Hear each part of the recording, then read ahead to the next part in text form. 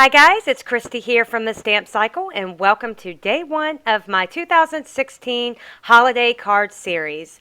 Today's card, day one, we're making this cute but pretty simple card. The hardest part about this card is you do have to do quite a bit of die cutting.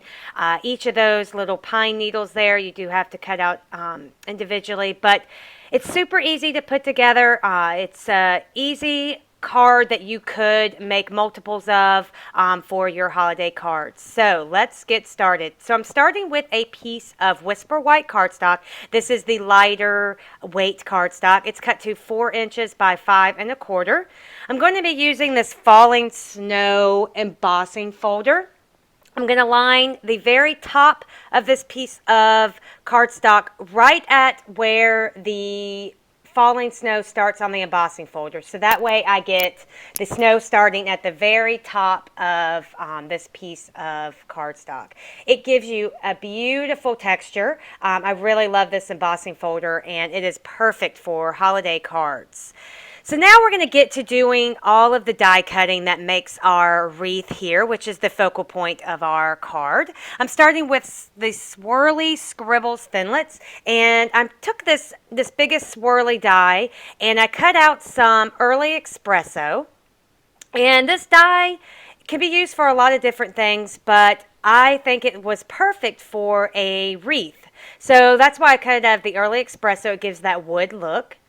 And then now we'll move on to cut out all of the pine branches that you see there. And this is the Pretty Pines Thinlits.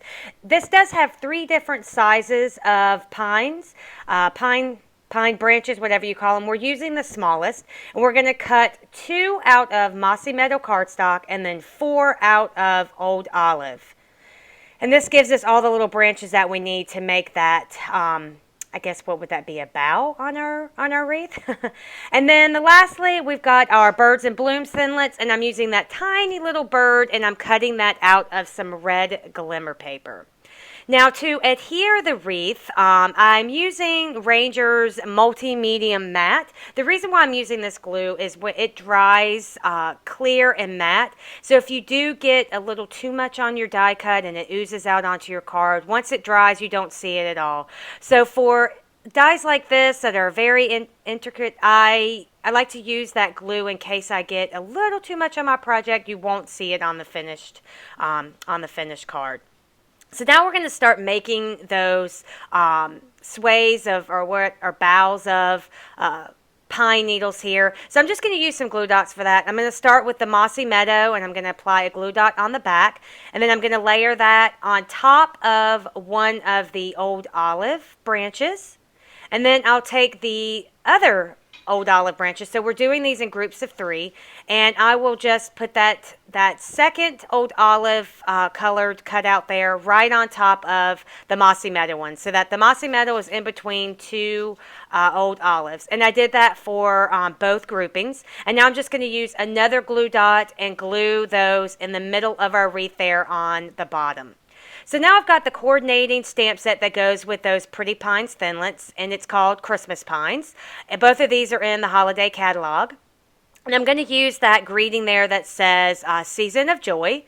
I've got some crumb cake cardstock that I've treated with my embossing buddy, and now I'm just going to stamp that greeting using Versamark ink onto this piece of crumb cake.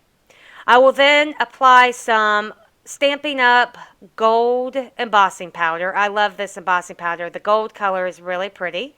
So I'll just sprinkle that on, tap off any of the extra embossing powder, and then I would just heat set that with my heat tool.